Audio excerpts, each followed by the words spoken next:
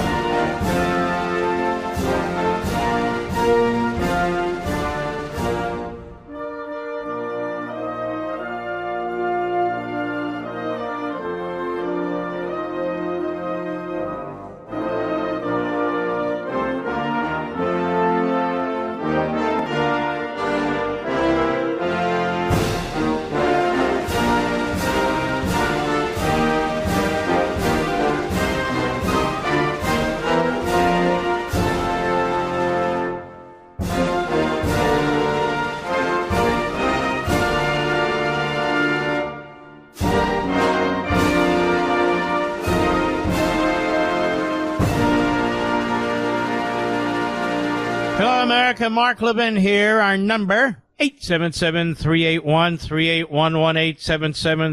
877-381-3811. In hour two, we will have our friend Curtis Sleeve on the program. We like talking to Curtis. And he's a good man. He's trying to figure out how we're going to beat this Mamdani guy. I don't even live in New York, but I love New York. That's where I started my radio career, New York.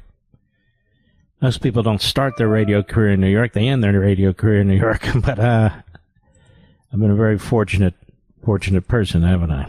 And so I'll talk to Curtis. And plus, I want his take on Mamdani because last time we had him on was well before Mamdani was the Democrat Party nominee.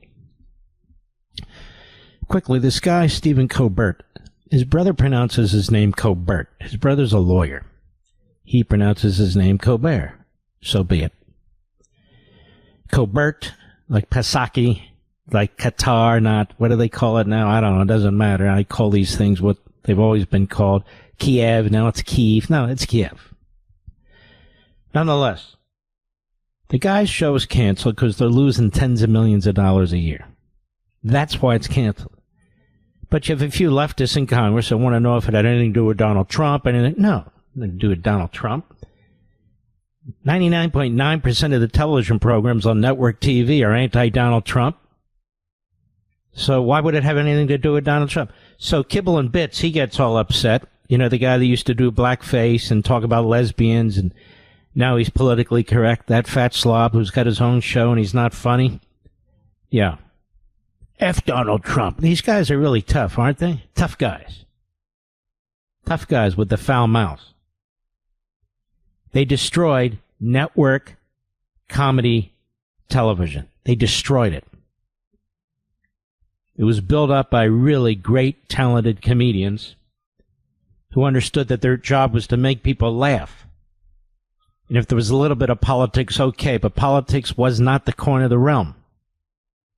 People watch comedy shows to get away from politics for the most part. For the most part. But here you have it. And I never watched him. Well, I did early on. He was monotonous, so I stopped. In fact, they're all monotonous. All these network guys. So who watches them? Nobody watches. They got, you know, here's the thing. I'll give you an example. My Sunday show. Just give you an example. It's a cable show. It's not network. Network TV's in every house. Because you don't pay for it. You just turn the TV on and there it is. Cable, you have to pay for cable to watch cable. It's pretty obvious. I'm on Sunday. I'm on 8 p.m. Sunday. What am I up against? Usually 60 Minutes, usually some sporting event. On the football season, I'm up against football. I'm up against the best the networks have for Sunday night. And over at Fox, they look at these numbers. They not only look at the numbers that you get, they look at the numbers you're up against. And what I'm up against is the most crushing weekend, primetime evening schedule that the networks have at 8 p.m. Eastern. And yet, look at our numbers. They're amazing. They're amazing. Because of you. Here's the other thing. I don't have writers. I don't have 10 guests. It's me, myself, and I, not 4, 5, 6, 10 people. I write my own opening statements here on radio, on Fox, and on Blaze. I have the lowest overhead imaginable, don't I, Mr. Producer? How many people we have doing this program? We have you and a call screener. That's it. Mr. Producer wears multiple hats. Christian's our call screener, and he helps Mr. Producer, and that's it. For the second largest radio program in the nation, not the world. Think about that. Think about that. I'm not patting myself on the head. I'm just explaining all these people with these. They said he had 100 or 200 people working on his TV show. I mean, that's unsustainable if you don't get the kind of eyes that you need.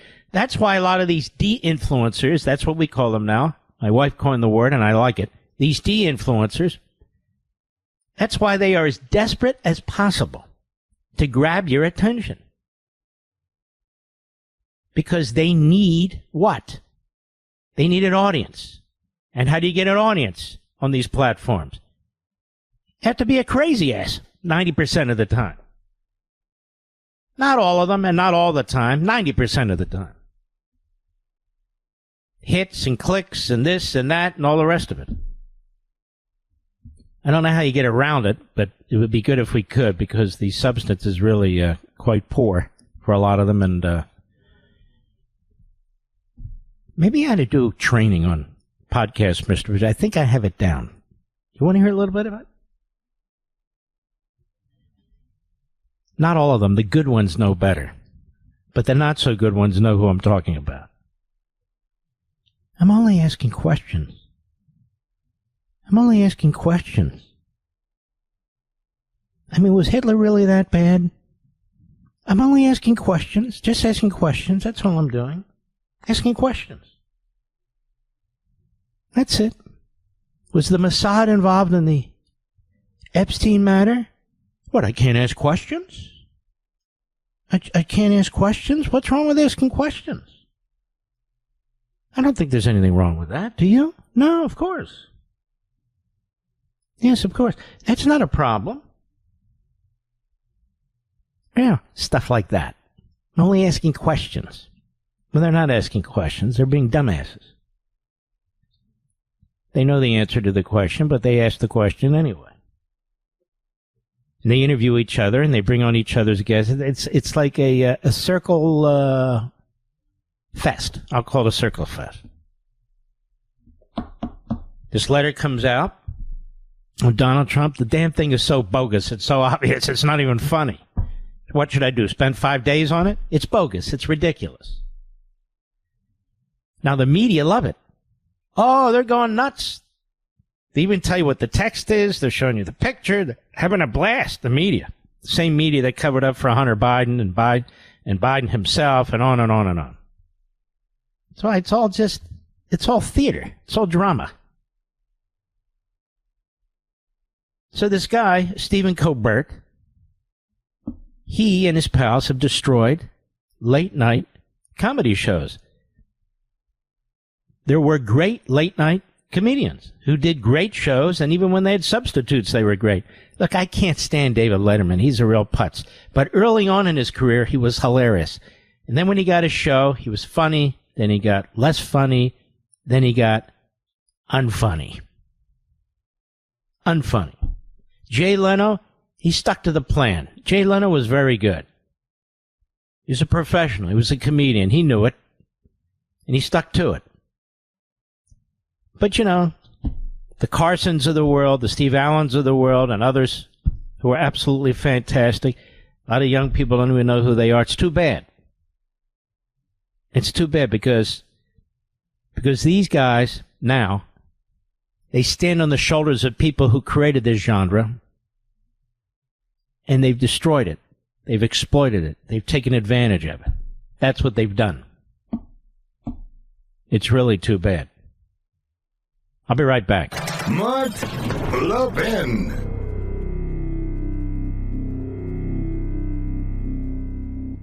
Folks, the American flag is under attack. We saw it mocked and burned in L.A. during protests. And when people attack the American flag, aren't they attacking everything it stands for? The sacrifice of our troops, the values of our founding, the promise of liberty and justice for all. Thankfully, patriots like you haven't forgotten what the flag stands for. You're the reason the Heritage Foundation created Flags of Our Fathers, the meaning and history of the U.S. flag. This is a resource for patriots like you to remind and refresh ourselves of the American flag's history and deep importance to our nation. Claim your free copy today at heritage.org/Levin. That's heritage.org/LEVIN. If we lose the meaning of our flag, we risk losing our nation. That's why it's imperative that patriots just like you take advantage of the Heritage Foundation's new resource, Flags of Our Fathers. Let's do our part in this fight by going to heritage.org/Levin right now. heritage.org/LEVIN, paid for by the Heritage Foundation.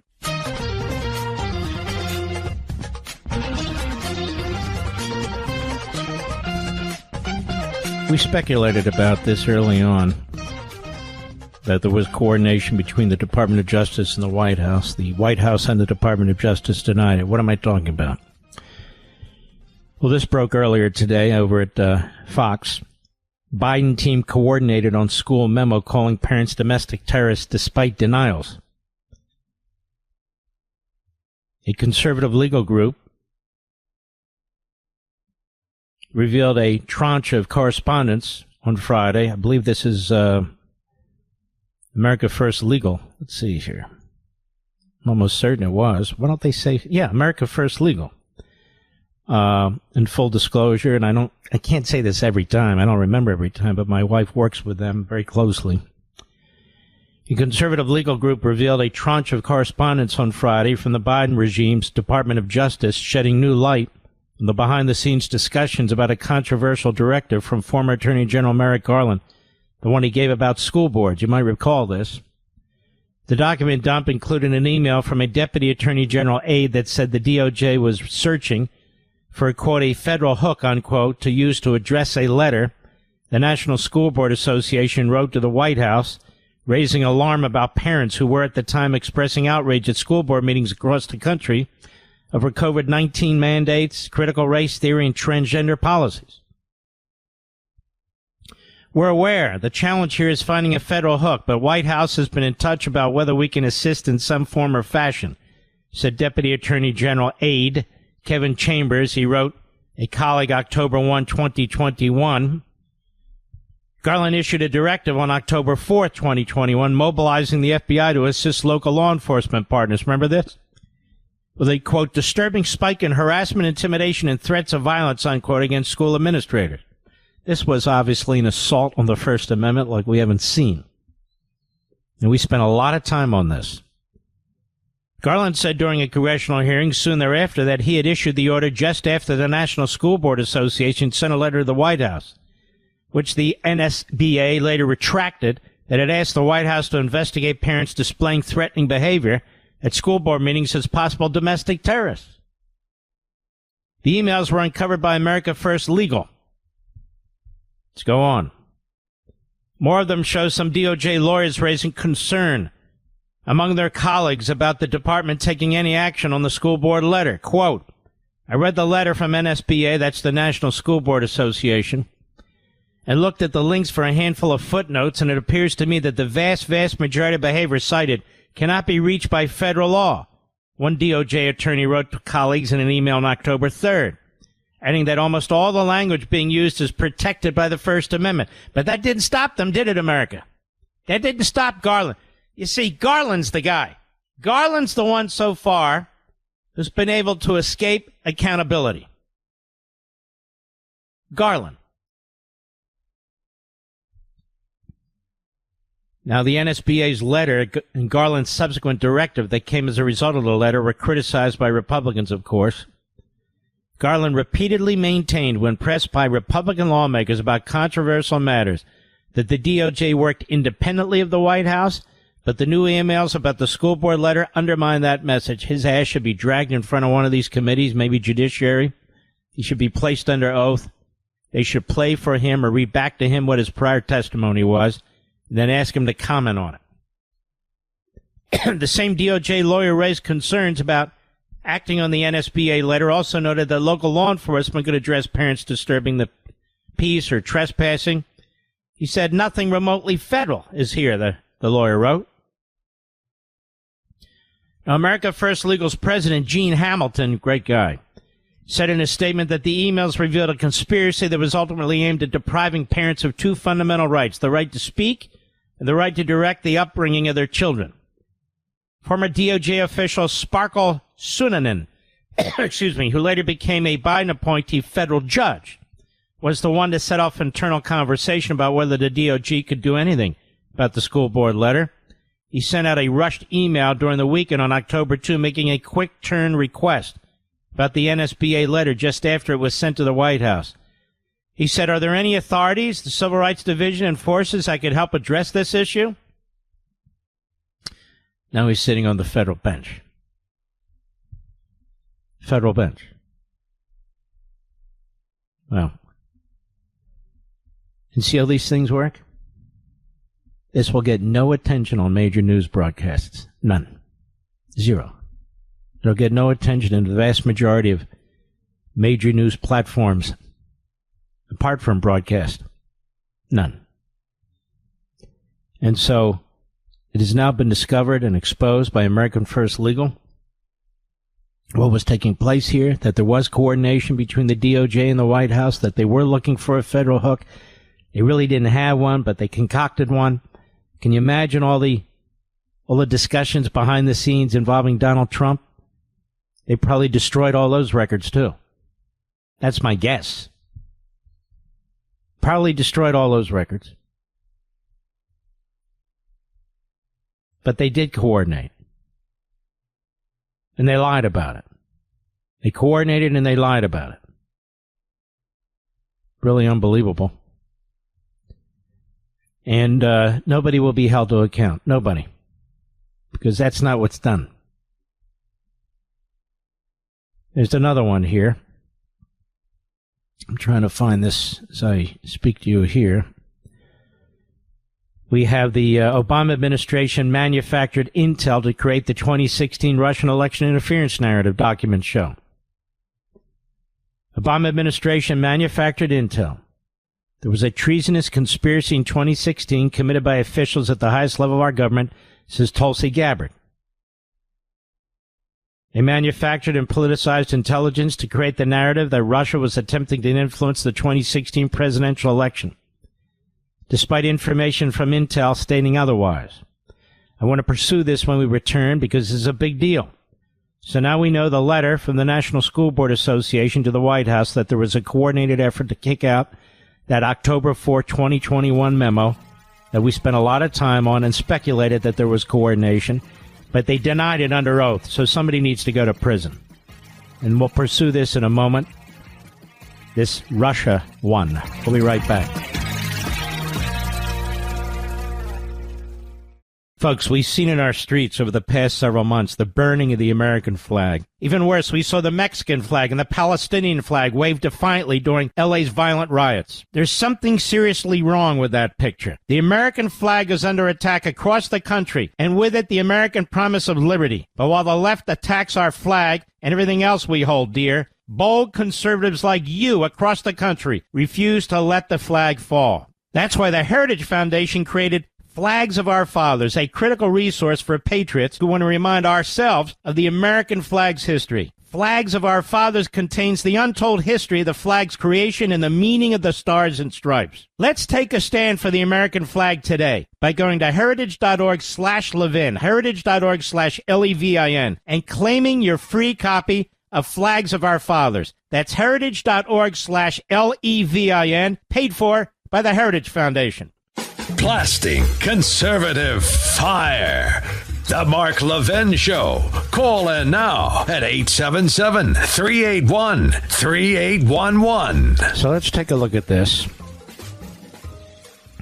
On Fox, Obama administration manufactured intel to create the 2016 Russian election interference narrative, and of course the media were more than happy to regurgitate it. The Obama administration manufactured and politicized intelligence, quote-unquote, to create the narrative that Russia was attempting to influence the 2016 presidential election, despite information from the intel community stating otherwise, Fox News Digital has learned. Today, the director of National Intel, Tulsi Gabbard, declassified documents revealing overwhelming evidence, quote-unquote, that demonstrates how, after President Trump won the 2016 election against Hillary Clinton, then President Barack Milhouse Benito Obama and his national security team laid the groundwork for what would be the years-long Trump-Russia collusion probe. Boy, these people are evil. Boy, are they evil. Documents reveal that in the months leading up to the November 2016 election, the intelligence community consistently assessed that Russia was probably not trying to influence the election by using cyber means. That's a quote. One instance was on December 7, 2016, weeks after the election. Then Director of National Intel James Clapper, this guy Clapper, his talking point stated, quote, foreign adversaries did not use cyber attacks on election infrastructure to alter the U.S. presidential election outcome. Fox News Digital obtained a declassified copy of the Presidential Daily Brief, which was prepared by the Department of Homeland Security with reporting from the CIA, DIA, FBI, NSA, Department of Homeland Security, State Department, and open sources for Obama, dated December 8, 2016. Quote, we assess that Russian and criminal actors did not impact recent U.S. election results by conducting malicious cyber activities against election infrastructure, the Presidential Daily Brief stated. Russian government-affiliated actors most likely compromised an Illinois voter registration database and unsuccessfully attempted to do the same in other states. But the brief stated it was highly unlikely, quote-unquote, the effort, quote, would have resulted in altering any state's official vote result. Criminal activity also failed to reach the scale and sophistication necessary to change the election outcomes. So Trump won in 2016. And remember, they were talking about the help he got from the Russians? Now, the brief noted that the Office of the Director of National Intel assessed that any Russian activities probably were intended to cause psychological effects, such as undermining the credibility of the election process and candidates. Of course, the Democrats and the media were happy to oblige. And the brief stated that cyber criminals tried to steal data and interrupt election processes by targeting election infrastructure, but these actions didn't achieve a notable disruptive effect. Fox News Digital obtained declassified but redacted communications from the FBI on the Presidential Daily Brief stating it should not go forward until the FBI had shared its concerns. Now, these communications revealed the FBI drafted a dissent to the original Daily Brief. The communications revealed that the brief was expected to be published December 9, 2016, the following day. But later communications revealed the Office of the Director of National Intel, quote, based on some new guidance, decided to push back publication of the Daily Brief. It will not run tomorrow and is not likely to run until next week, wrote the Deputy Director. The following day, December 9th, a meeting convened in the White House Situation Room with the subject line starting summary of conclusions from PC meeting on a sensitive topic. It's redacted. The meeting included top officials from the NSC, Clapper, then CIA Director Brennan, then National Security Advisor Rice, State Department John Kerry, Attorney General Loretta Lynch, Deputy FBI Director Andrew McCabe, And the declassified meeting record obtained by Fox News Digital revealed that principals agreed to recommend sanctioning of certain members of the Russian military intel and foreign intel chains of command responsible for cyber operations as response to cyber activity that attempted to influence or interfere with the election. After the meeting, according to the Office of Director of National Intel, Clapper's executive assistant emailed Intel community leaders tasking them to create a new Intel community assessment, quote, per the president's request, unquote, that detailed, quote, the tools Moscow used and action it took to influence the 26th election. All right, it goes on. Here's the point. The point is the efforts were rather tepid. They were unsuccessful, but they concocted, they manufactured the story that the Russians effectively interfered with the election. I'm no fan of the Russians. That's not my point. That they effectively interfered with the elections to raise doubt, you see, about Trump's election. This is why Trump's always been furious with these people. He's 100% right. It had no impact. According to the people who created the scenario, that it had an impact. Pretty disgusting. Oh, boy. Reacting to the news of the investigation, Trump says he thinks they're very dishonest people. I think they're crooked as hell. Maybe they have to pay a price for that. I believe they are truly bad people and dishonest people, so whatever happens to them, happens to them. Now, what is he talking about? Ratcliffe, who is a very honorable man, head of the CIA now, he sent a criminal referral for Brennan to FBI Director Kash Patel, and hopefully Patel will do something with that, who then opened criminal investigations into Brennan and Comey. Now you know why.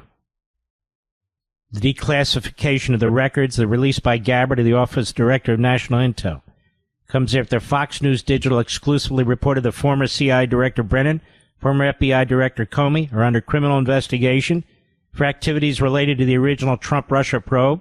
They tried to set Trump up. They tried to get him in an obstruction trap.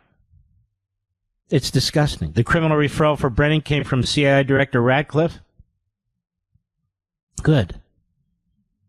Oh, and Comey's daughter, who 10 years ago apparently was hired to work at the Southern District of New York, was removed. She did a lousy job on the Diddy case, as a matter of fact. She was removed.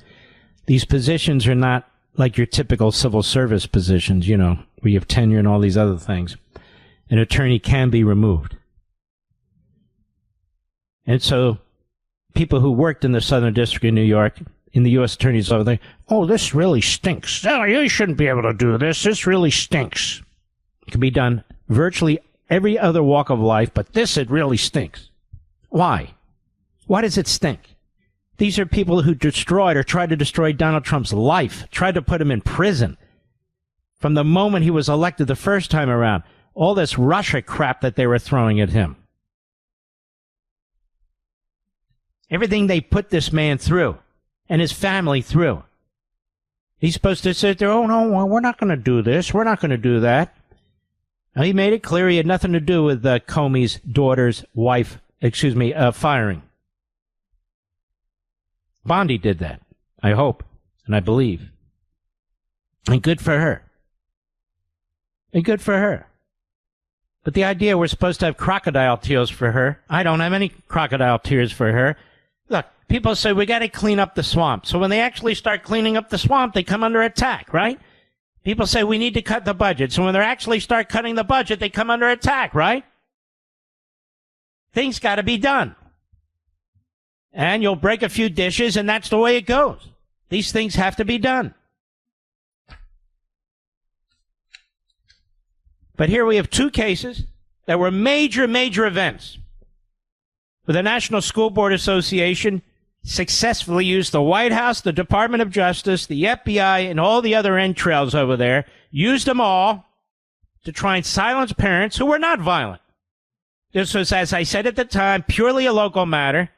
Not a matter for the federal government. It was an intimidation tactic pushed by the NSBA, pushed by the teachers' unions to try and silence parents who were raising concerns about all the crap and filth and perversion that their kids are being taught as the government comes between parents and their children. And so they did literally sick the Department of Justice and FBI on these parents. And they did not have a federal hook, as I explained over and over again. And now we know there was, in fact, coordination between the White House, the FBI, and the Department of Justice. There were concerns that there wasn't a federal hook, but they overcame them, didn't they? And then they testified and they lied about it. And here we have the Russian interference in the 2016 election. The only problem is Gabbard looked at all the records now. Ratcliffe looked at all the records now, and it didn't exist. They were not effective. There were efforts here and there, but nothing that had any substantive impact. That's not to say they don't want to one day, obviously, but in this case they didn't. But they put out the word, starting with Obama, that in fact it had a substantive impact, and then they left it to people to decide if it was a legitimate election or not. That's what we're dealing with. These are corrupt, evil people, the Democrat Party. They are crooked, they are corrupt, the media are crooked, and you get this letter that they publish about Epstein. President says it's not my letter, but they run with it anyway. And not just the Journal. All the media running with it. Because they want it to be true. And yet, when it came to the laptop, they all covered it up. When it came to the 51 phonies who signed the letter, who said that must be a Russian plot, that laptop, they ran with it. They ran with it because they wanted to run with it. Then we have the reports yesterday that I referred you to. Any media outlet, and almost all of them, that would use Hamas casualty numbers, often without referring to them as Hamas casualty numbers, and use them over and over and over again to drive public opinion against the state of Israel. So the de-influencers can use it. So the Marxists and the Islamists can use it. And so you have widespread anti-Semitism and lies. Any media that conducts themselves that way, what do you expect from them? The Slimes, the Compost, NBC, ABC, CBS, the whole damn bunch of them. I'll be right back. Mark Levin.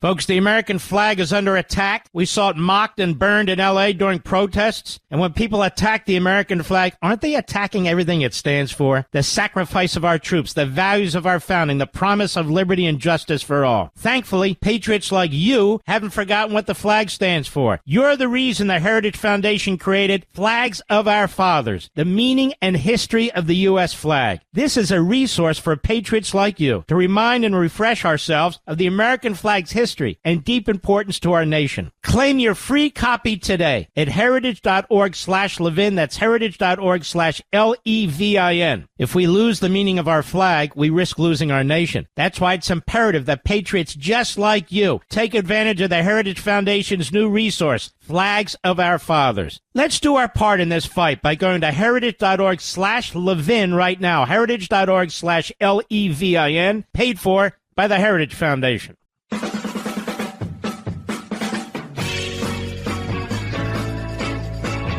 You know what? We'll make an executive decision here, which we always make. I consult basically with three people, Mr. Producer, me, myself, and I. Now, I mentioned Hamilton. I want to dig into a little bit of Hamilton, okay? I mean, there's information out there that we've gone over and other information out there that's probably less important today. So I want to spend a little time. I think you in the audience are interested in this sort of thing, with a little bit more background on Alexander Hamilton. You may think you know. Other people think they know. Have you ever wondered why so many liberals like Hamilton? The play Hamilton. Have you ever wondered why? They don't like Jefferson. They don't like Madison, Franklin. Hamilton, they like Hamilton. Now, Hamilton was a great man. Don't get me wrong. He's one of the great advocates for the Constitution, but he's much more complicated than that. So we're going to have some fun, and I'm going to crack open my new book on power, and I'm going to tell you a little bit about Hamilton. And you'll know more about Hamilton than virtually every professor who teaches the Constitution in the founding period. Oh, yes, you will. And it'll be fun. It'll be interesting. It'll be compelling, because otherwise you wouldn't be here, right? If this sort of thing didn't interest you. But this will interest you. And I do want to remind you that you can go to Amazon.com and pre-order your copy On Power. I hope you'll do that tonight or over the course of the weekend. We're going to have a big opening for the book at the end of next week and begin the process of making it available to you in real time. And it will be available on every retail outlet that carries books. Costco has made an exception. They're going to carry the book in significant number. As you know, Amazon.com has the book. Barnes & Noble is going to carry the book in all of its stores. Target, Sam's Club, I can't remember all the names. Books A Million. So it should be everywhere, unless some clerk is hiding it in the back, and we seem to always have a problem with that, by the way. But we should be in good shape. So I just want to encourage you, get in front of the curve, if you will, and I also want to remind you folks, very, very excited about meeting many of you, if we can, at our book signings as well. In fact, let me find that, Mr. Producer, if I can. Right here, Saturday, August 2nd. August 2nd will be our first book signing at 1 p.m. at Books and Greetings, located in Northvale Square, Northvale, New Jersey. We're very excited about it. It's a brand new venue, and it's an independent bookstore. It's owned by a family, and they're very excited. We're very excited to work with them. We just felt it was time for a new environment in a new store, and Books and Greetings will bring a lot of excitement. And then the next Saturday, August 9th at 10 a.m., August 9th, 10 a.m., Barnes & Noble, the Spectrum at Reston Town Center, a brand new Barnes & Noble, and that's in Reston, Virginia. We're very excited about that, too. I will first be talking about the book on Hannity, on his show on Fox next Friday. Not this Sunday, but next Sunday. He will be interviewing me for the course of my program about the book. We will also be on Fox and Friends Sunday, Fox and Friends on Monday. Outnumbered. I've never been on that program. We'll be there, too. The course of the week will be with Martha McCullum, and that's just Fox. We'll also have other events planned as well. And I just want you to have the book in hand, because I think it's very, very important what we're going to discuss. But when we come back, let's talk a little Hamilton. What do you think, Mr. Producer? We'll be right back. This segment of the podcast is exclusively sponsored by Pure Talk. Pure Talk offers great coverage and can save your family money on your wireless bill every single month. Go to puretalk.com to find the plan that's right for you. Thank you again for listening, and thank you so much for this sponsorship, Pure Talk. He's here. He's here. Now, broadcasting from the underground command post, deep in the bowels of a hidden bunker, somewhere under the brick and steel of a nondescript building, we've once again made contact with our leader, Mark Levin. Hello, America. Mark Levin here. Our number, 877-381-3811, 877-381-3811. I don't think there's another radio show in the country that at 7:06 p.m. Eastern Time on a Friday evening, while many of you are in your cars or trucks, and many of you may be home, at the table, wherever you might be, where the host is going to talk about Alexander Hamilton. What do you think, Mr. Producer? I don't think most hosts would dare to do this, but we will, because we love this. Now, you know something about Alexander Hamilton, how crucial he was during the Revolutionary War, how crucial he was during the Declaration period, how crucial he was at the Constitutional Convention. He was involved in everything.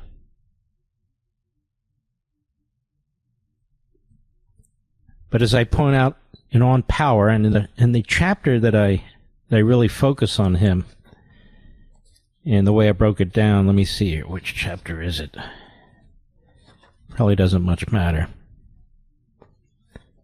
It's the chapter on liberty. I move on to further examine how liberty was perceived by another of America's most influential founders. See, I pick a few: Madison, Jefferson, Hamilton, to make a broader point, which I don't have time to make now. When you read the book, you'll see.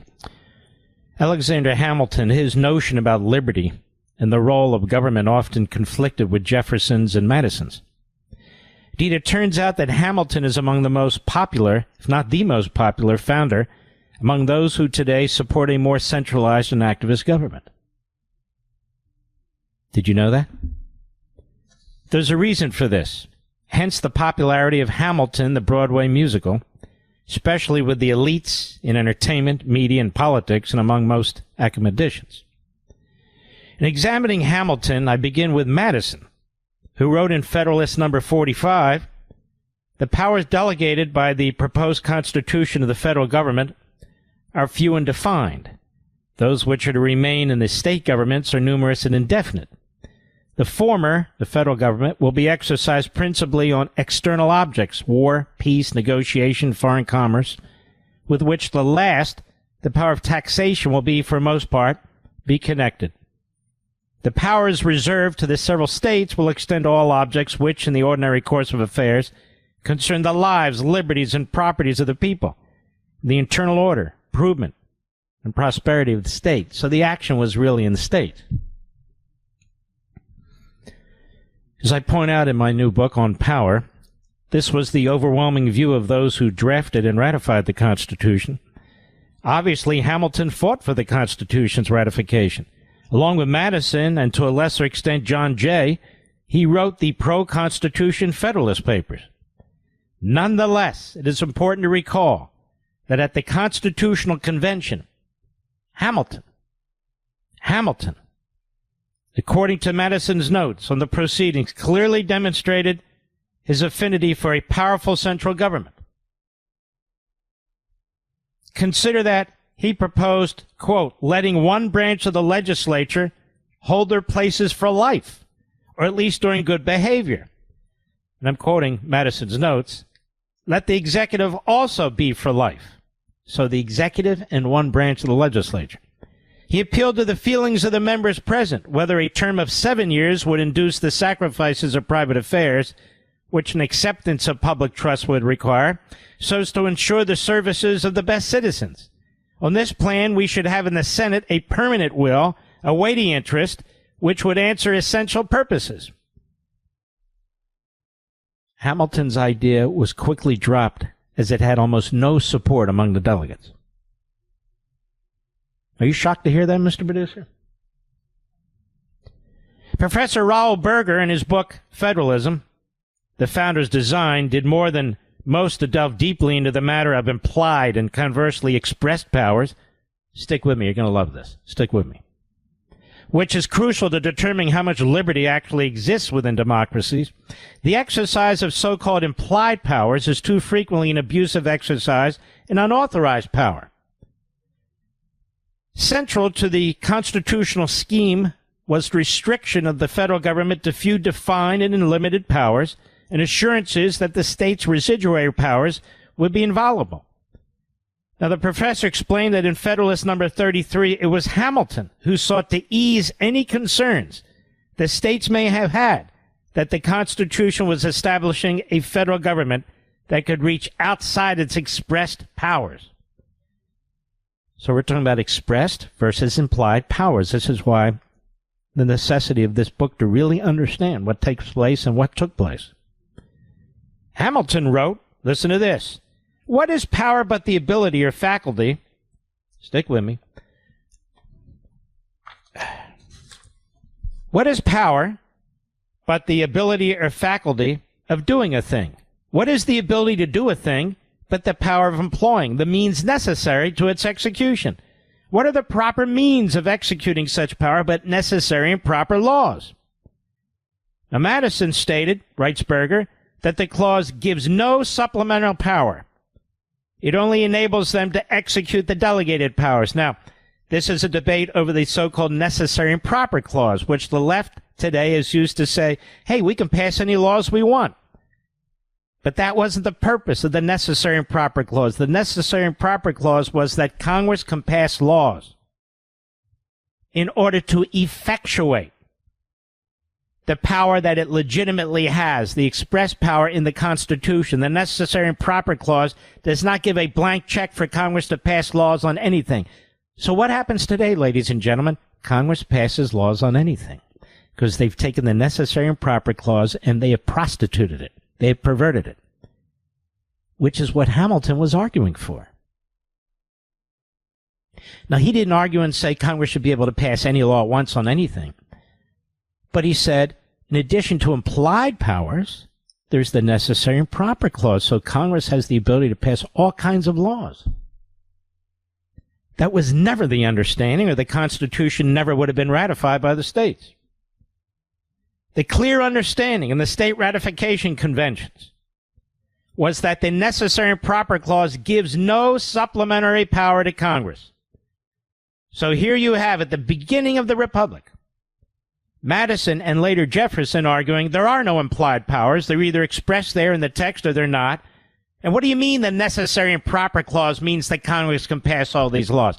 Hamilton is who they were fighting, is who they were debating. The plain text of Article 1, Section 8, Clause 18 of the Constitution, referred to as this necessary and proper clause, states, to make all laws which shall be necessary and proper for carrying into execution the foregoing powers and all other powers vested by this Constitution of the government of the United States. So the records make plain, the historical records make plain, that the necessary and proper clause was merely designed to specifically authorize the employment of means to effectuate, to carry into execution the granted powers, not to augment them. And they strongly railed against the doctrine of implied powers. So to be clear, Congress was not granted discretionary power by way of implied or legislative power to legislate at will. We okay with this so far, Mr. Producer? Despite Hamilton's assurances, he believed in an energetic central government. He was doggedly committed to this end as a close confidant of President George Washington as his Treasury Secretary. Putting aside his eloquent defense of the Constitution during the crucial state ratification debates, and remember, he was one of the main authors of the Federalist Papers, it appears Hamilton had different intentions once the state legislatures adopted the document. For example, in 1791, at the request of Washington in a defense of the constitutionality of this proposed Bank of the United States, which was vehemently opposed by both Jefferson and Hamilton and Madison, Hamilton fought for it. The clock is working against me. There's so much more to say about this. But I also conclude several pages later that Hamilton would never agree with the left in America today.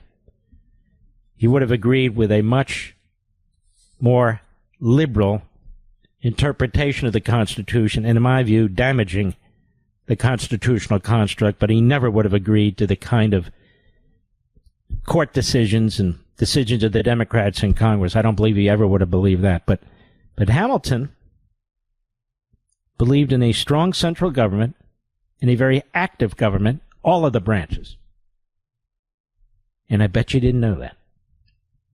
And there's much more of that in this book on power. You can grab your own copy at Amazon.com. When we come back, Curtis Sliwa is scheduled to be here, so we shall return. Mark Levin.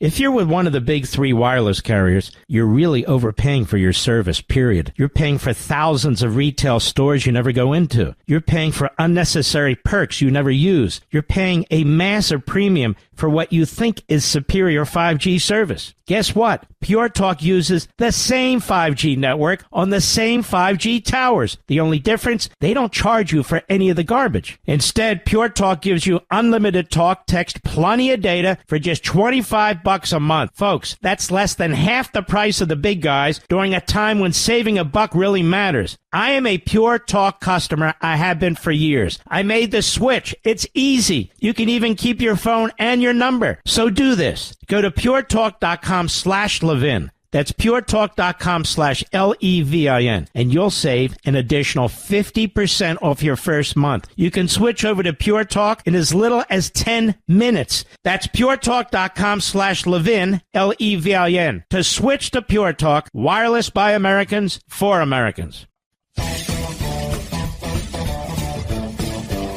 It's a pleasure to have our friend Curtis Sliwa with us. He is the Republican nominee for mayor of New York. Curtis, how is it going? How are you sizing this up? I'm going to tell you what a lot of people are concerned about is that a vote will be divided up and this Mandami, this Marxist Islamist, will slip through. Explain how you address that. Well, Mark, I appreciate the opportunity, but remember, Mandami, before he is a socialist or Marxist, is a Democrat.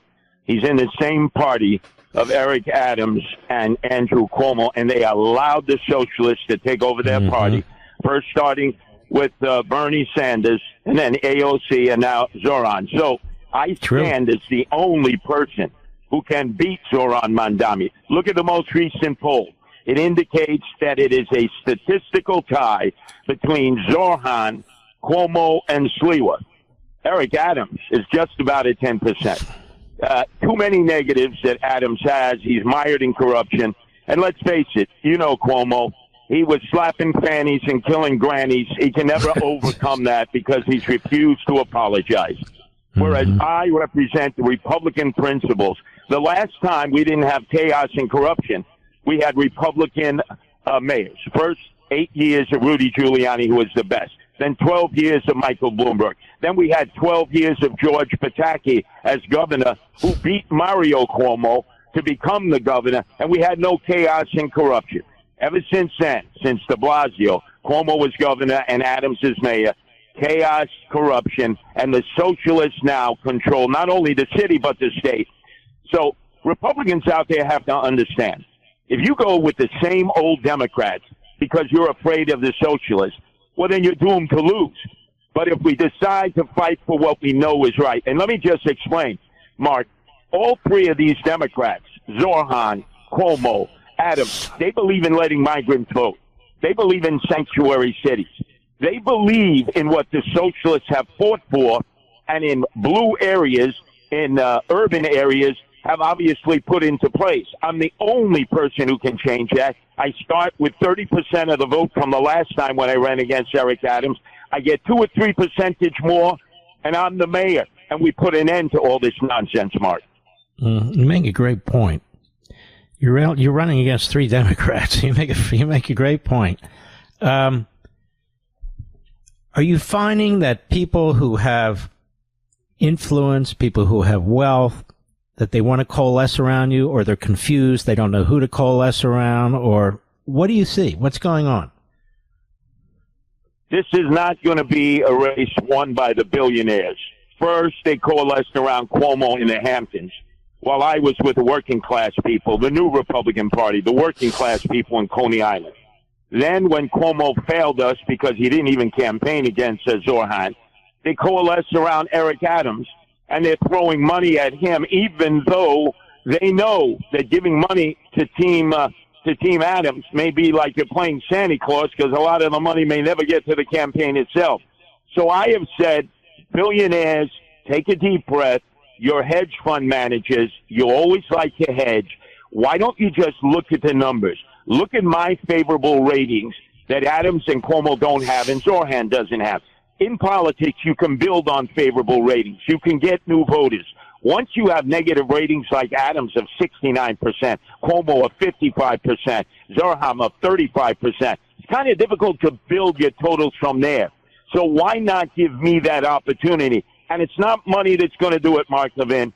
It is the core of the Republican constituency that now can be seen amongst moderate Democrats and the growing number of independents who will outnumber Republicans 2-1, the blue-collar working class. Ever since Trump ascended and knocked out, along with your help originally, the Tea Party, knocked out the country club class that made it appear that the Republicans were the party of the privileged, the wealthy, the country club.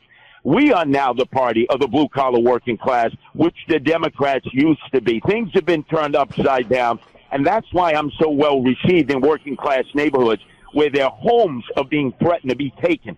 First by the Democrats, who want to help the developers, and then Zoran Mandami, who doesn't believe in private property and wants to tax white people an extra property tax.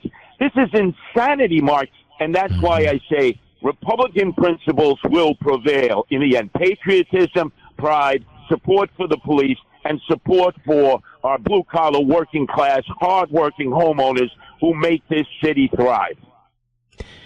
Let's look at this poll, the Harris X poll. I guess this is an independent poll, right? Over the last few days, it's got Mamdani at 26, Cuomo at 23, you at 22, and Adams at 13. I don't know. I didn't look behind it. This is a legitimate poll, right? Yes, I can send you the pullouts. It'll show you the trending and also the fact that the independents, I have the majority of the independents, which, as you know, is crucial in national elections because of the bifurcation of Democrats and Republicans, and would be crucial in this mayoral election. He who wins the independent vote will be the next mayor. And right now, the polls say most independents will be voting for me, given it be November 4th. So if you keep the Republicans, you get most of the independents, and you pull some of the moderate Democrats, that's your strategy here, I take it.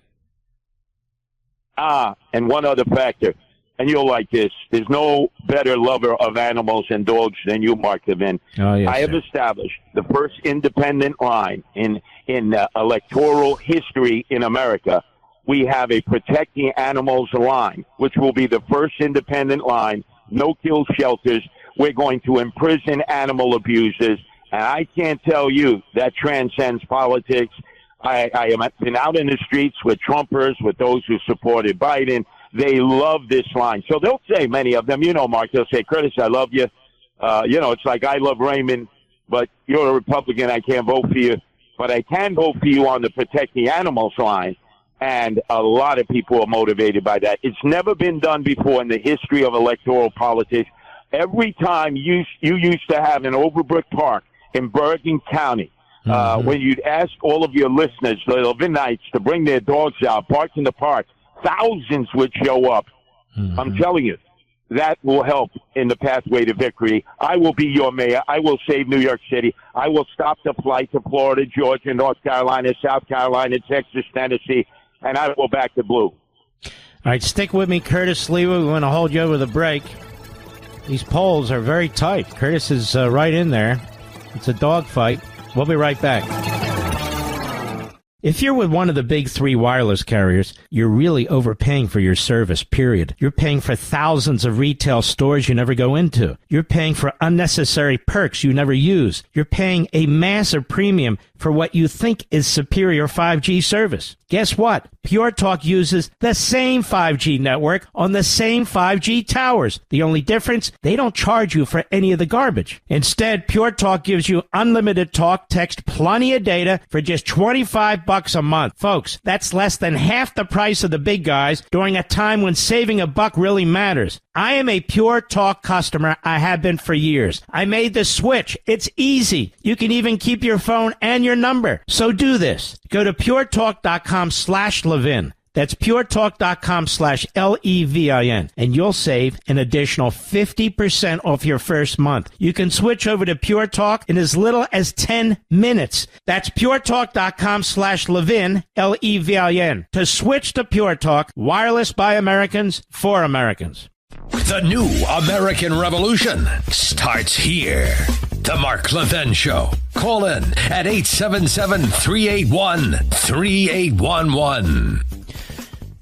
Here with our friend Curtis Sliwa, who's running for mayor as a Republican and a pro-animal advocate. Now, how does this work? I don't really know. So they add up the votes you get on either line, Curtis? They add them together? That is correct. So it's a combination. It's a four-person race. You could conceivably, hypothetically, become the next mayor of the city of New York with 27% of the vote, hypothetically. Although I anticipate doing the analytics, you'll need about 32, 33%. That's exactly what George Pataki got in New York City when he beat Mario Cuomo, father of Andrew Cuomo. It has been done before. It can be done. And with the Protect the Animals, animal welfare line, that will give us the margin. The other thing, Mark, that I studied from the RNC, from Lara Trump, and their efforts to get President Donald Trump elected, who not only won the popular vote, but the 7 battleground states, they specifically went after male millennials and male Gen Zers and got many of them to lead the Democratic line and to support the Trump wave that brought so many others in the House and the Senate into the majority. That's who I'm working on. You see, Zorhan has had the millennials and Gen Zers all to himself. They are the majority of the voters. Unfortunately, baby boomers, I have to be the bearer of bad news. That's the majority of the population now. And if we forsake them to the socialists, we're going to end up with socialism for quite some time. So the battleground lines have been set. Trump proved you could get the millennials. You could get the Gen Zers. That's my whole team, my management team, my field team. Just like them, we're battling in the streets. And the other place, the great melting pot in New York City that none of these candidates go into, not Adams, not Cuomo, not Mandami, is the subways. And as you know, Mark Levin, I own the subways because I've been patrolling the subways as leader of the Guardian Angels for 46 years. And that is the great equalizer. At some point, people have to take the subways. And they love the fact that I am going to focus on finally cleaning up the subways, caring for the emotionally disturbed who live there, getting the homeless into shelters where there's discipline and structure, and let the working class men and women have a ride that is safe, that is secure, and that they deserve. Curtis Lee, what are the mayor and Cuomo actually running on? The mayor is a failed mayor, and Cuomo is a failed governor. What exactly are they running on? Well, unlike me, who is a proud Republican, they say, well, we're the moderate Democrats. And that's when I stand up and I say, Mark Levin, as I say to all the Levinites in your national audience, well, guess what? You, the moderate Democrats, accepted the socialists into your ranks. You embraced them. You nurtured them. You never challenged them in the primaries. They became strong with Bernie Sanders. Remember, Mark, Bernie has never been a Democrat. Hillary wanted him in the mix to prove she wasn't having a coronation. He actually won the caucuses and the primaries. If not for the superdelegates, it would have been Bernie Sanders versus Donald Trump in 2016. And then AOC comes on the scene, a bartender. And Joe Crowley, who would have been Nancy Pelosi's replacement, didn't campaign at all. And she won the election. And again, another Democrat forsake the moderate Democrat wing of the party. And now Cuomo just admitted the other day as he resumed his campaign, oh, I'm sorry I didn't try hard enough. Didn't try hard enough. It's almost like you threw the fight. It's like in a fight, you threw the fight to let the socialists win. So moderate Democrats, move out. You've lost your testosterone. You've been basically rendered neutered. And let a real guy, a real tough guy who's compassionate, who's concerned, who cares for New York City, who's been born in New York, I'll end up dying in New York, save this city. Because, Mark, I'm doing a lot of your listeners a big favor. If New York City residents and New York State residents evacuate in this blue state, it's going to turn some of your states where you're listening right now purple. I'm going to prevent that from happening. Mm-hmm. You know what's interesting to me is Cuomo's running on his name, really his father's name. Adams is running on the fact that he's the mayor. And you, to me, you've got an agenda, you've got a background, you're a law enforcement guy, you're a blue-collar guy. You're actually a very attractive candidate, as far as I'm concerned. And are you getting any media support of any kind? I mean, even from quasi-conservative media there? Well, I can't do any better than you and Sean Hannity, the towers of power at the Fox News channel. Look, there are others who have decided to break ranks and say a Republican can't win, and they couldn't be more hopelessly wrong. They shall remain nameless. But I am so proud that I have the two biggest stars of the Fox News channel who have my back, Mark Levin, Sean Hannity, and, of course, Sid Rosenberg, the top morning show host in the nation on WABC. Yep, it doesn't get any better than that. But let me tell you this, Mark. I don't have the billionaire support. They're now back-channeling and meeting with Zoran Mandami, because the billionaires will always figure out a way to survive. You know that, Mark. That's why they hedge their bets. The blue-collar working class, they have only me. So, Levinites, I need your help. I know you don't have a lot of money because some of you work paycheck to paycheck. But if you can help my campaign to save New York City, that'll help saving America, because they're not going to stop with New York City. They didn't stop with Chicago. They didn't stop with Los Angeles or San Francisco. They want the big prize. They want to take the epicenter of capitalism away. Go to Sliwa for NYC.com. That's SLIWA for NYC.com. Help me save New York City, and I will help the Levinites and you, Mark Levin, and Sean Hannity save America. God bless you, my friend. Mr. Producer, slap that on all our social sites, if you will. One more time, Curtis, where do they go? Sliwa 4, that's FOR, NYC.com. And I tell you, I am not for sale. You can't lease me. You can't buy me. New York City will never be up for sale. I will make sure it remains the epicenter of capitalism and American pride in this great nation. And look, it's part of the Trump wave. We can't let the city that produced Donald Trump be turned over to the socialists. Mm-hmm.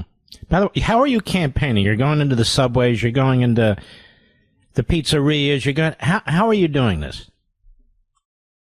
You go into each neighborhood. There are 350 neighborhoods.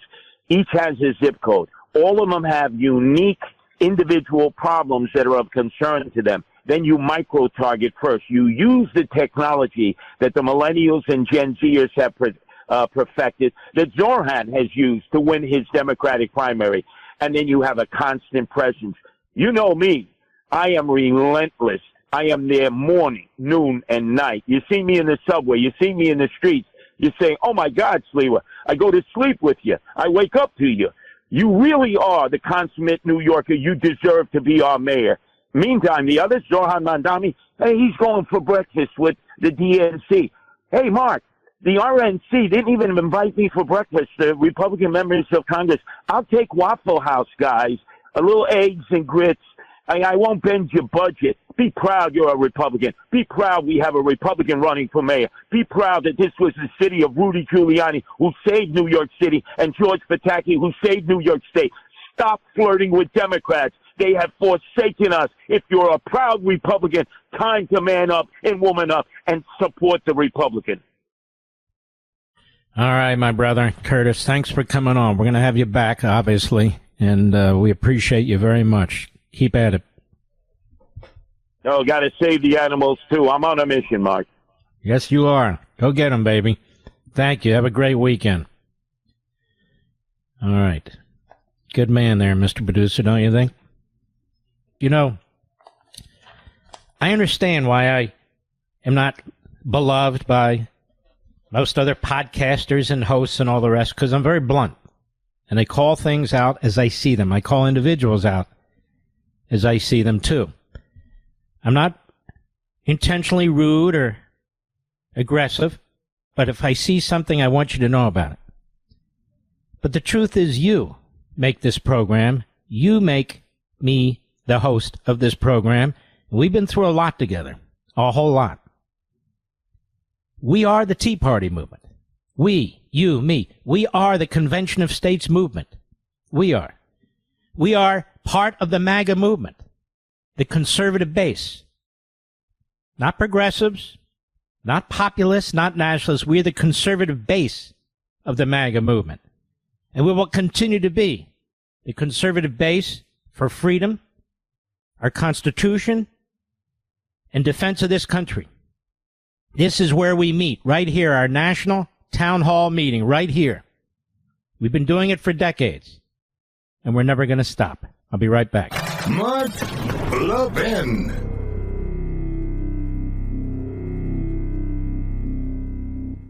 If you're with one of the big three wireless carriers, you're really overpaying for your service, period. You're paying for thousands of retail stores you never go into. You're paying for unnecessary perks you never use. You're paying a massive premium for what you think is superior 5G service. Guess what? Pure Talk uses the same 5G network on the same 5G towers. The only difference, they don't charge you for any of the garbage. Instead, Pure Talk gives you unlimited talk, text, plenty of data for just $25 a month. Folks, that's less than half the price of the big guys during a time when saving a buck really matters. I am a Pure Talk customer. I have been for years. I made the switch. It's easy. You can even keep your phone and your number. So do this. Go to puretalk.com/Levin. That's puretalk.com/Levin. And you'll save an additional 50% off your first month. You can switch over to Pure Talk in as little as 10 minutes. That's puretalk.com/Levin, Levin. To switch to Pure Talk, wireless by Americans, for Americans. I love this channel, this cable channel, ION. ION, ION, ION. The shows they run there. Every damn one of them. Mondays, the FBI show they run is the best of the FBI shows. Then Chicago Fire. It's all, theoretically, much of it's Chicago-based. Then the Reagans. They canceled that show. It kills me. High ratings, great show. Why? Because it's conservative, about cops. A Catholic family with Tom Selleck at the top. Then this Thursday, this Chicago PD show is just fantastic. I'm telling you, check them out. I'm not even a big TV guy, seriously. But when I get a chance, I watch these shows. They're fantastic. All right, where am I, Mr. Producer? Mr. Producer keeps me on the straight and narrow here. We've got a big, powerful 1 hour left. President Trump always on his game. And you may have missed some of this, but it's very, very important. He mocks the Democrats because they need to be mocked about all the death that's going to come from the big, beautiful bill. Okay, the big, beautiful bill passed, America. Where are all these dead people? Where are all these dead people? I would argue the open borders that the Democrats had with Biden, that was a lot of dead people. That's a lot of women who were raped and abused and sold into sex slavery. Where are the 320,000 unaccompanied minors? Where are they? That party, the Democrat Party, you know, the Islamist, Marxist, anti-Semitic party. They pretend they care about people. They don't care about people. We'll be right back.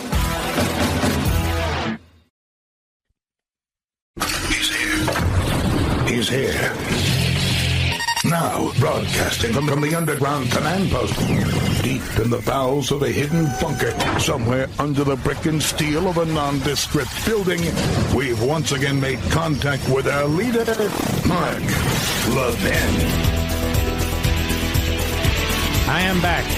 Welcome, America. Our number is 877-381-3811, 877-381-3811. I don't pretend to understand cryptocurrency. Do you, Rich? I just don't get it. I'm not against it. I'm just saying I don't understand it. And one of these days I'll look into it, but that's not one of these days. But there are others who do and who feel very strongly about it. And there's a cryptocurrency bill that the president signed today. And we just love what he has to say many of these times when he's there. And for instance, this, cut 3, go. And, of course, the great big, I added the word great, the great big, beautiful bill, that was something that nobody thought possible. They thought it would be in anywhere from 7 to maybe 3. I'll go the opposite direction, but 3 to 7 different bills. And we said, let's just put it in one, because this way there's something for everyone. And there really is. There's a lot of things for everyone. And when we get the word out how great that is for every single person in this country, virtually, and all they have is a soundbite, death. You know what their soundbite is? Death. Aren't they nice, death? They are the most incompetent people. They've lost their confidence. They've lost everything, if you think about it. But Jasmine Crockett is on her way. She's on her way. She's the new star of the Democrat Party, Jasmine Crockett. They're in big trouble. Yeah, Jasmine Crackpot is what her name should be and will be from now on here. Jasmine Crackpot. Cut 4, go. I am so tired of making phone calls at 2, 3, 4 o'clock in the morning, getting calls from our great speaker.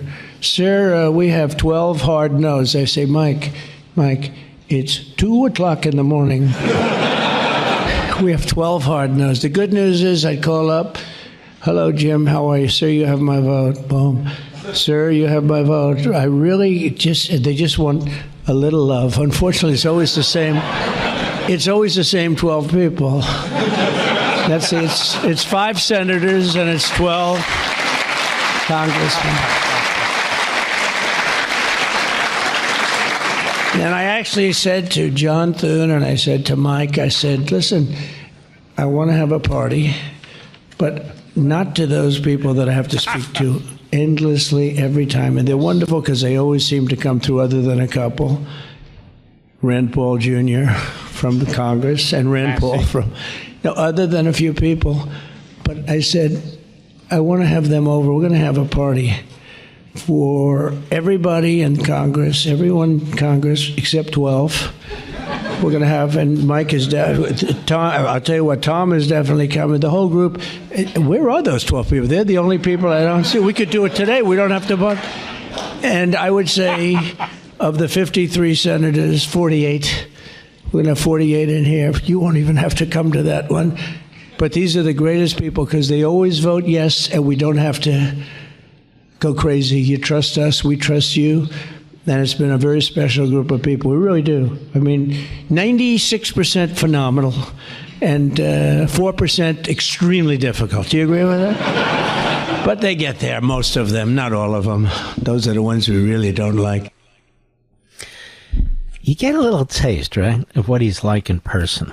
He is funny. He is smart. He is sharp as hell. Donald Trump is a lot of fun to be around.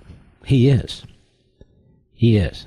He's so charismatic. He's so unique. He's just a force of nature.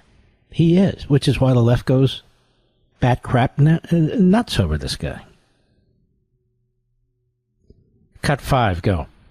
Under the Trump administration, I mean, I just got back from Saudi Arabia, and we went to Qatar. We went to a number of countries, and I will tell you the level of respect that this country has now is incredible. The UAE, I tell you what, we had a time there, but every leader said the same thing. They said 1 year ago, your country was dead.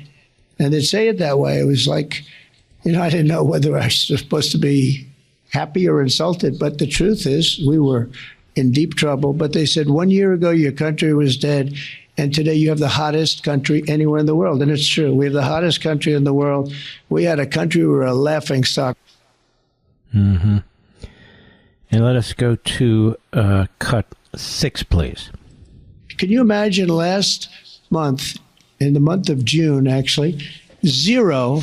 Now, I don't even believe that, 0, because you have hundreds of thousands pouring in, and then all of a sudden it's 0. But they have it down as 0. And very liberal people take that particular toll. It's a liberal group, so they're not giving us any favors. It's 0 people coming through our border. Can you imagine that? From literally hundreds of thousands and millions pouring in from all over the world. They came from all over the world. They came from prisons, jails. They came from mental institutions, gang members. There were gangs. They came from all over the place, from every country. They came from the Congo in Africa, a lot from the Congo. They came from South America. A lot came from Venezuela. They emptied their jails into our country. Can you imagine? They allowed that, emptied their jails into our country, and they let them walk right into our country. Perfect. 11,888 committed murder. 50% committed more than one person. They murdered more than one person. 50% of 11,888. And we had murderers, and we're getting them out. And Tom Homan and Christie are doing a great job. That Tom Homan, I'll tell you, is he central casting or what? And he takes abuse, but they just keep fighting, and they're winning, and we're winning in the courts, so we're winning everywhere.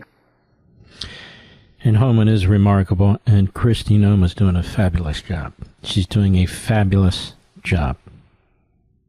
And she was in Nashville, Tennessee today. Cut 7, go. Very proud of the fact that since President Trump has been in office, we have removed over 600 known and suspected terrorists out of the United States of America. That we have brought now thousands stop 1 minute. Did you hear that?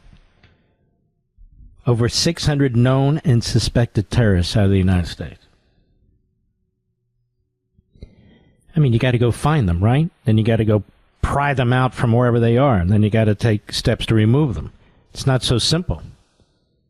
600 known and suspected terrorists. The Democrats don't seem to have a problem with this. They just don't seem to have a problem with it. Go ahead. In TDA and brought them to justice and deported them out of our country. We're continuing to go after these criminals to protect American citizens. And now that the president's big, beautiful bill is passed, we have the resources to double down. We will bring more agents to Nashville. We will bring more resources to this state. And we will make sure that even though politicians continue to play politics and try to lie about what the work is that we're doing to make America safe again, that we will continue to fight for the families that live here and make sure that these child pedophiles, these rapists, and these murderers are off our streets. Thank God Trump is in there and these people are in there. He's appointed a hell of a cabinet, hasn't he? A fantastic cabinet, really. More from Kristi Noem in Nashville today. Go ahead. Leftists have doxxed, attacked, and tried to intimidate the men and women who uphold our laws and keep our streets safe. And now our ICE officers are facing an 830% increase in violence against them and their families. One of the open border politicians is right here in this state and is right here in this city. And I'm specifically calling out the mayor of Nashville. Mayor Freddie O'Connell has gone after our ICE individuals and agents that work with HSI. He's openly doxed them, revealed their information to the public, encouraged people to work against them in their efforts to clean up the streets of Nashville. And he has forced his city officials, his employees of the city of Nashville, to document every single interaction that they have with federal immigration authorities. What the mayor is doing to the city is shameful. And what he needs to do is participate with us and make sure that he's helping us uphold the rule of law.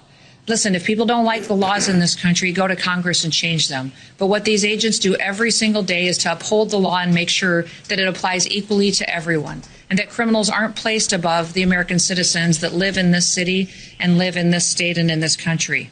O'Connell and his administration are playing politics, and they're playing politics to a dangerous level that's risking people's lives. Despite the mayor's reckless behavior, we're going to continue to enforce the law here in Nashville. We're going to continue to fight to keep families safe, and here in this city, but also in this state, and continue throughout the country. Bringing violent criminals to justice is our priority, and doing so in order to make America safe again is what we will work to do every single day. She's great. She really is great. Just terrific. Now, on my Sunday, Life, Liberty, and Levin, I'm going to spend a good part of my opening statement, my monologue, talking about what exactly are these immigration laws. I think you're going to find it very compelling. We'll go through them because nobody ever talks about them. We'll be right back. Mark Levin.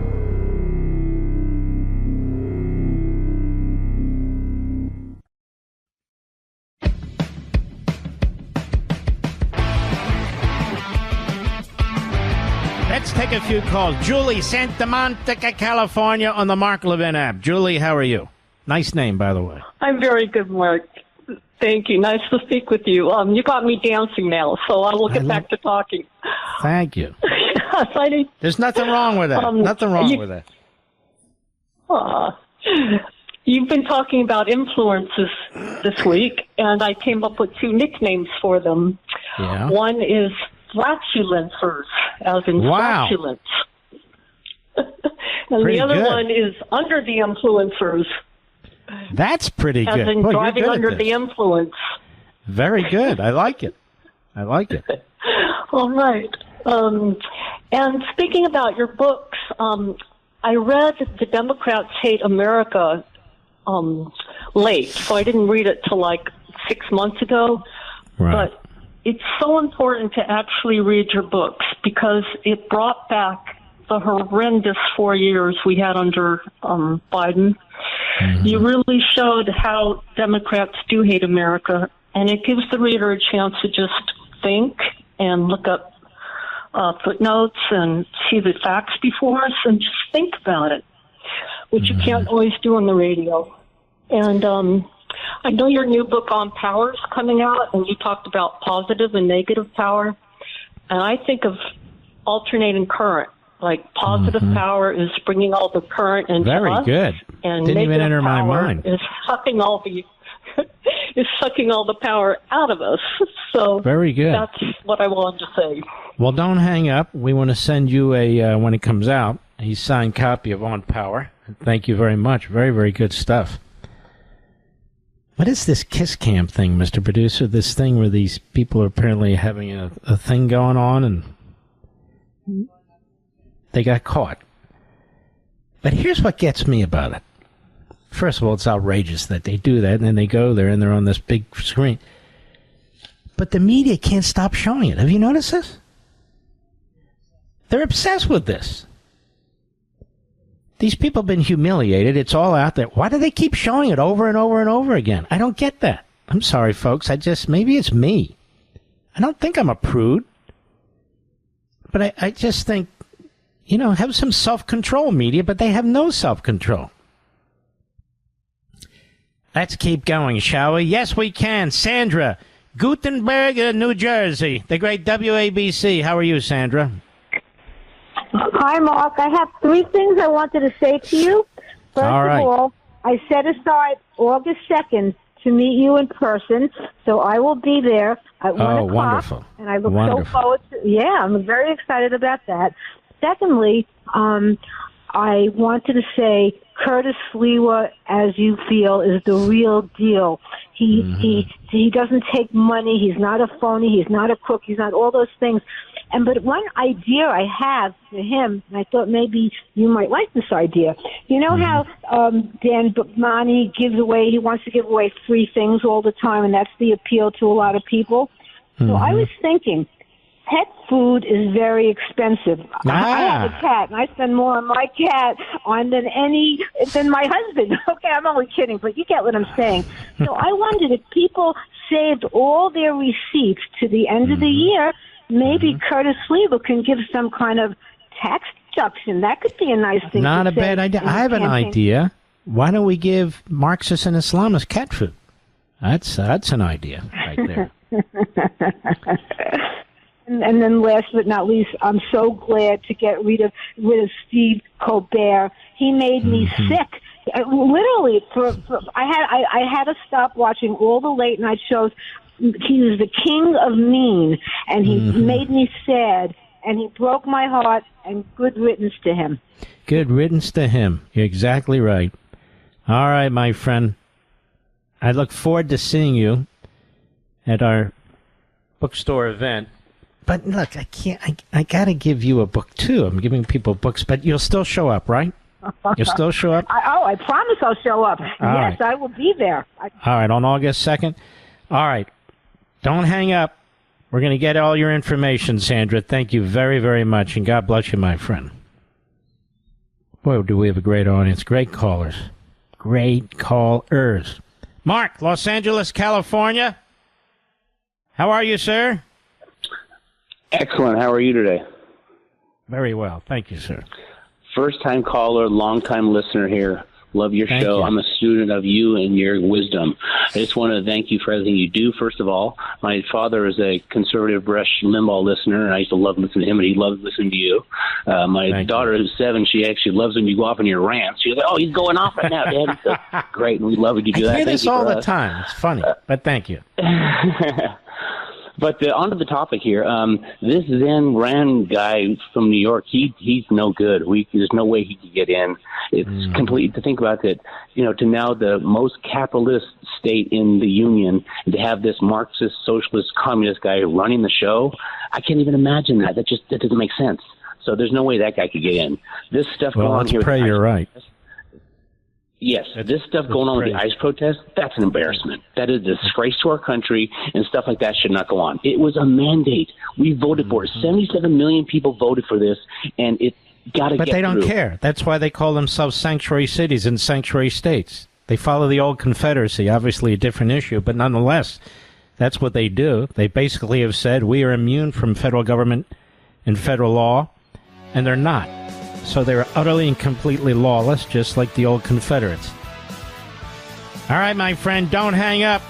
Don't hang up. We want to get you your signed copy of On Power. I'm going to have to start buying a lot of these books, aren't I, Mr. Producer? We'll be right back. Mark Levin, the great one. The great one, Mark Levin. Dial in now, 877-381-3811. Zorana Mandane. Zalana Mandane. Zalana Mandane. Hello. Well, here he is. This guy's got more sound bites, more outrageously crazy-ass statements than anybody I've ever heard in my life. Listen to this one. Cut 11, Mr. Producer, go. Are prisons obsolete? Whew. Coming through with the quotes. Coming through with the titles of the books. I have to read that, actually. I haven't read that as yet. But I think that, frankly, I mean, what purpose do they serve? Right? I think we have to ask ourselves that, which is that, I think a lot of people who this guy's not only a Marxist, Islamist, anti-Semite, he's dumb as hell. He's dumb as hell. What purpose do prisons serve? Gee willikers. Let me think hard on this. What do they serve? Let's see. Could it be to put bad guys away? Keep them off the streets so we can be safe? This guy take an SAT exam? Did he ever take any test? Does he sound like the dumbest guy on the face of the earth to you folks? I mean, don't get me wrong. He's got the affectation down, the smile down, all that. I'm not talking about that. He sounds like an idiot. Go ahead. State, they defend the idea of it and the way it makes them feel. What? I think a lot of people who defend the what does he call it? Let's start at the top again. Go, Mr. Producer, please. Are prisons obsolete? Whew. Coming through with the quotes. Coming through with the titles of the books. I have to read that, actually. I haven't read that as yet. But I think that, frankly, I mean, what purpose do they serve? Right? I think we have to ask ourselves that, which is that, I think a lot of people who defend the carceral state, they defend the idea of it and the way it makes them feel.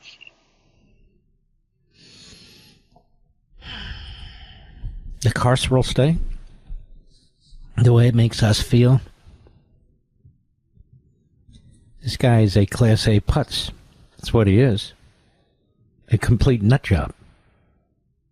Complete nut job. And he wants to be mayor. Maybe he has a shot at it. A good shot at it. Let's go to Ben, Kansas City, Kansas, XM Satellite. Ben, go right ahead, please. Thank you very much, sir. Honored to talk to you. Over 20 years listening to you, 4 continents, traveling around the world. Wow. So thank you very much. Hey, I know I'm on the right track listening to you, Rush, Hannity, the greats. I know when I can finish your sentences and then speak principles during conversations with friends and my friends and family. So thank you for everything you're doing, your books, and looking forward to everything that you bring in the future. I wanted to talk a little bit about Mamdani. These politicians. Ramdani, he's chasing. I like Ramdani. It's Mamdani, but I like Ramdani better. Go ahead. They're chasing the elements that made that the winning campaign laid out for us. So they're chasing the tangibles like a podcast, manfluencers. This Hamilton guy now that we're being told he's the greatest. But what they all lack, including the New York picture, is his authenticity, which obviously drew the voters. It's not that Trump just showed up, 2015, but he gave us the voice that we all had, that you and Rush and everybody have been telling us is there. We just now have a person on the political side that knows the policies are wrong. So this has been a gradual, decades-long effort, and we're now seeing just 6 months of winning. And now, the other side is saying, hey, did we miss something? Well, yeah, you missed something. You missed the authenticity. That's a great point. That's a great point. All right, Ben, don't hang up. We're going to shoot you an On Power book as well, signed. And thank you. Great call. Let's keep rolling here. There's Brother Ivan, Miramar, Florida, XM Satellite. Brother Ivan, how are you, my friend? Mark, I get goosebumps every time I talk to you, man. We are so blessed, Mark, to get to hear you 7 days a week. I love it, Mark. Love it. Thank you. Hey, Mark, listen, they keep calling Mamdani a socialist or communist. And I say, how is he any worse than the Democrats that ruined the country the last 4 years during Biden? How's he any worse than them? How's he any worse than any other Democrat that'll lie when it comes to campaigning? But once if he's elected, then he'll return to destroying the country. They're all the same, Mark. They're all a bunch of liars. And Mark, I'll give you a little parallel, Mark. I hate to throw the Hitler word around, but he's a relatively unknown Jew hater that comes out of nowhere, and citizens ignore what he stands for and are caught up in the persona, just like Hitler. You know, you make a great point. If they're caught up in the persona, I think his father's no different. In fact, maybe even worse. He's a chip off the old Jew-hating, American-hating block. And this is a big problem. You see, this is a big problem because immigration is supposed to improve a society. Immigration is supposed to be based on what's best for the citizenry that's here. Immigration is supposed to be on people who have allegiance to our country and who will assimilate into our culture. And because that whole system has been destroyed by the left and the Democrat Party, that's not what's happening. What's happening is we're bringing people into the country who are destroying it. And the Democrat Party is embracing it.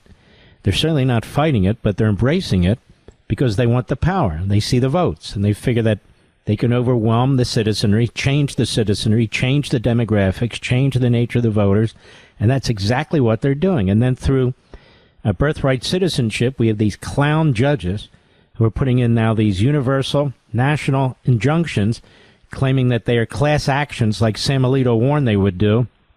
And they're doing this. They don't have a constitutional leg to stand on. Their arguments are policy arguments, and I'm afraid the court may go that way too, the high court. And so this is, as I keep saying, this is revolution by immigration. There's no question about it. The more people you bring in here of this sort, you win the House of Representatives because of the assignment of districts. They count people, not citizens. Eventually, they'll have children who become citizens and voters. Then you have a chain migration on top of all the rest of it. I mean, they have figured out that this is the way to conquer the country. So they had open borders on one end, and now they will not support the enforcement of immigration laws on the other end because they are defending what they have done to this country. It's just a disaster, Ivan. All right, my brother. I took up a lot of your time, but I appreciate it. Don't hang up, Ivan. We're going to send you a signed book as well. On Power, ladies and gentlemen. I can't buy enough of these books to hand out, but I want to encourage you. Jump in. You don't need me to do it. Go to Amazon.com. This book is going to be released in 10 days or so. It's going to be a very important book, I think, once you read it. Other people will read it. Word of mouth is the way most of these books become popular and the way the word is spread. I don't pay any money for advertising or that sort of thing. So I hope you'll grab your copy, and don't forget our book signings. Very important. We want to see you. And I'm only doing these remaining two. The Reagan Library is pretty well, I think, sold out. Books and Greetings, August 2nd, Saturday at 1 p.m. in North Vale Square, North Vale, New Jersey. I hope you'll join us there. And also the next Saturday, August 9th, Barnes & Noble, The Spectrum at Reston Town Center, Reston, Virginia, both new sites. And we're very excited about it. Very excited about it. Let's slip in one more call here, Mr. Producer. Oops, let's not say we did. We'll be right back. Mark Levin.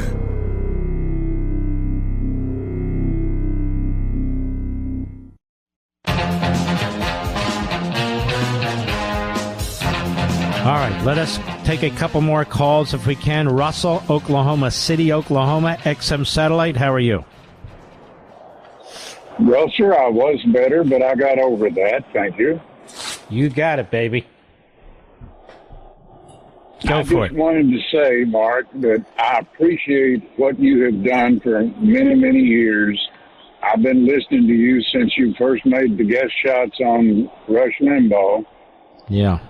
And I must compliment you on being able to present history, politics, conservatism in a most, educational way. And I just want to thank you for your many years of service there.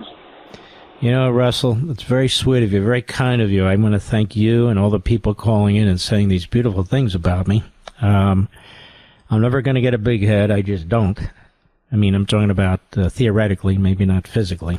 And I'm so appreciative of you, Russell, and the wonderful people in this audience. And I would urge you not to hang up so we can get you a signed copy of On Power, my brand new book. And this is something I think a lot of people don't understand who don't listen to this program and haven't, is the connection we have one to the other here. What was that, Rich?